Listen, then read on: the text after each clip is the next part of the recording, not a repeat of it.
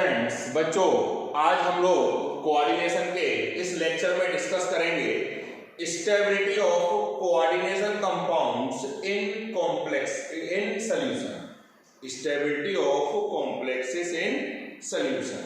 Suppose कर लो कोई भी कोऑर्डिनेशन कंपाउंड है, मैंने ये ले लिया,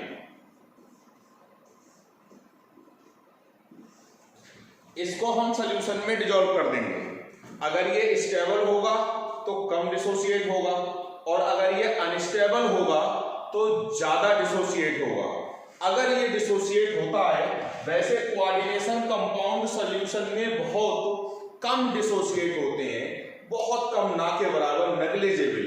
अगर उसके बावजूद भी अगर ये डिसोसिएट होगा तो कैसे होगा, ये आप देखिएगा। ये ऐसे हो गया डिसोसिएट।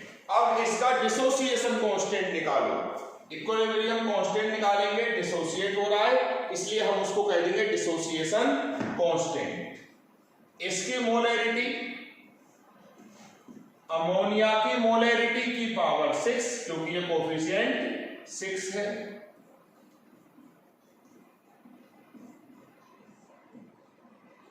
और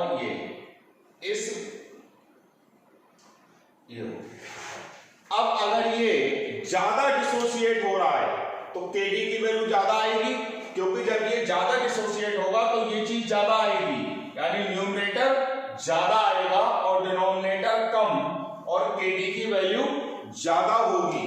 कहने का मतलब Kd की वैल्यू ज्यादा तो स्टेबिलिटी कम।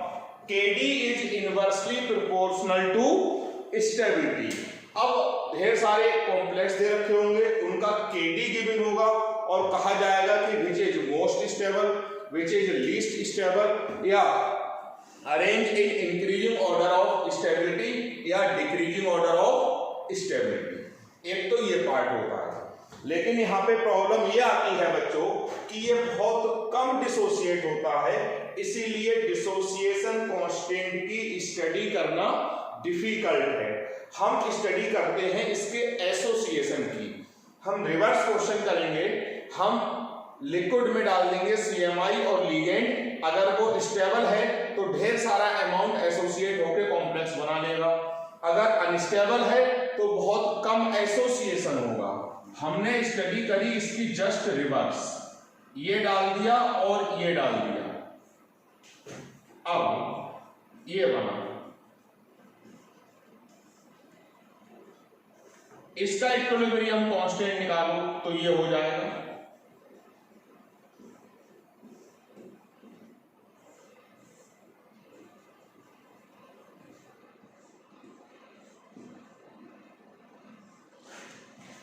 जस्ट इसका रिवर्स आ रहा है, देखो यहां पर जो न्यूमरेटर है वो इसका क्या बन गया, denominator.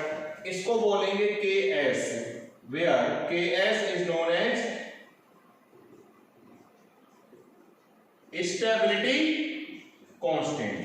The higher is the value of Ks, the higher is the stability.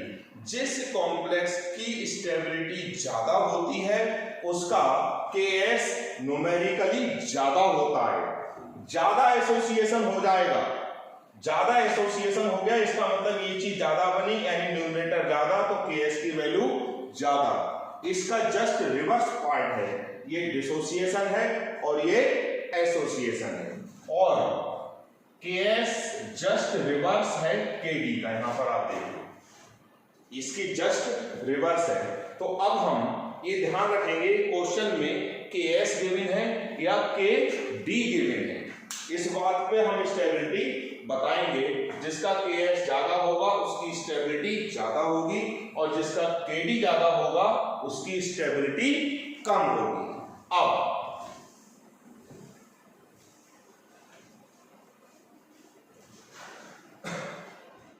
जब लिगेंड ऐड होते हैं, कोई भी कोऑर्डिनेशन कंपाउंड बनता है, मान लो 4 लिगेंड ऐड हुए तो एक एक करके 4 ऐड होते हैं। पहले एक ऐड होगा, फिर सेकंड, फिर थर्ड, फिर फोर्थ। 6 ऐड हो रहे हैं तो पहले एक, फिर दूसरा, फिर तीसरा, ऐसे करते करते 6 लिगेंड आपस में ऐड होंगे। सपोज कर लो lead, K1 K2 dash dash dash be the stepwise stability constant, then overall stability constant beta n बोलते हैं is given by K1 K2 into K3 dash dash dash Kn। अब अगर 4 ligand है तो 4 steps में वो काम हुआ होगा, इसको हम नाम देंगे beta 4, K1 into K2 into K3 into K4। 5 है तो इसको नाम देंगे बीटा 5 और ये K5 तक जाओगे। अगर 6 है तो इसको नाम दोगे बीटा 6 और इसको K6 तक जाओगे। हमने एक एग्जाम्पल ले लिया इसका, एक ये कोऑर्डिनेशन कंपाउंड बना पहले स्टेप में, ये हुआ, इसका निकालो K1 this upon this. Second step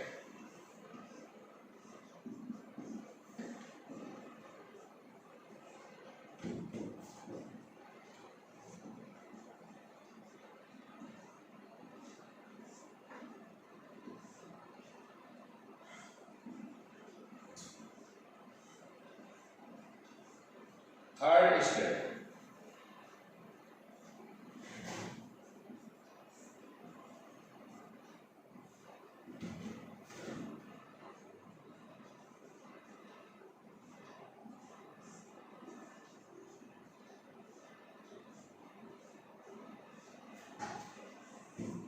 fourth step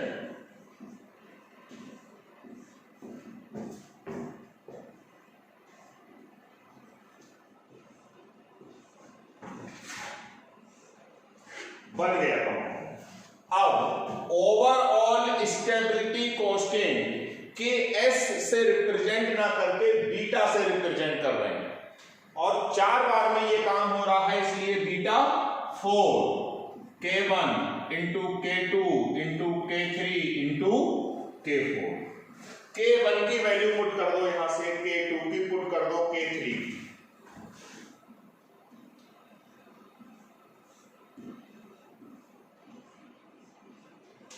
K1 की आ गई, अभी आएगी K2 की,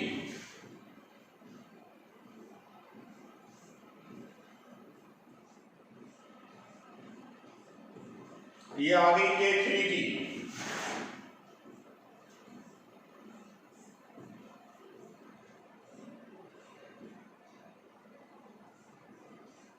K4 की, इसका आएगा K4।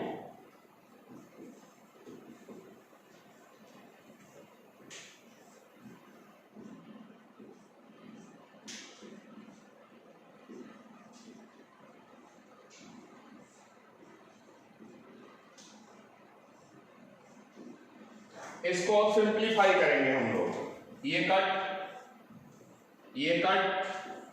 और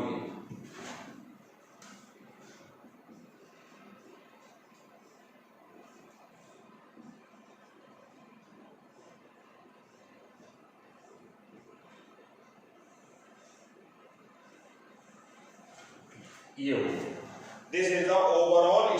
के एस को ही बीटा 4 से रिप्रेजेंट करा है। 4 का मतलब 4 स्टेप में ये काम हो रहा है। अगर 5वें होता तो हम बीटा 5 बोलते। अब एक numerical,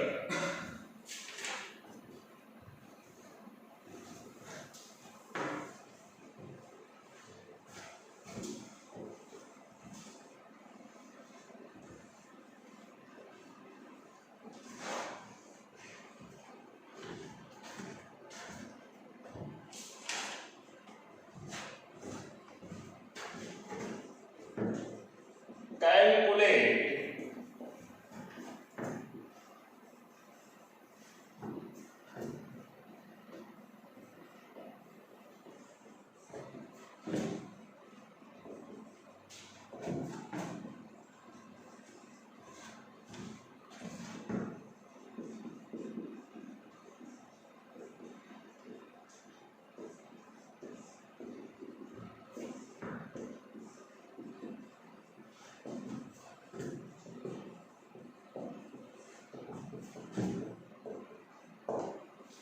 Calculate the overall dissociation equilibrium constant for this complex given that beta 4 is this.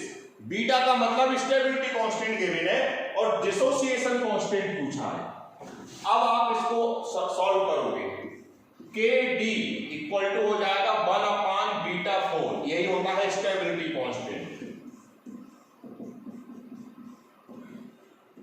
अब इसको हम सॉल्व करेंगे. इसकी वैल्यू आएगी बच्चों 4.47. इसको डिवाइड करा, ये ऊपर जाके हो गया minus 4.7 into this is dissociation constant. अगर के डी गिवन है तो के एस यानी बीटा निकाल सकते हो. 4 स्टेप में हो रहा है ये काम तो बीटा 4 कहा गया है. 5 में होता तो बीटा 5 कहा जाता. 6 में होता तो बीटा 6 कहा जाता. ये था हमारा stability of complex in solution. Next एक लास्ट टॉपिक बचा है factors affecting stability of complex. वो हम लोग नेक्स्ट वीडियो में आपको पढ़ाएंगे. Thank you.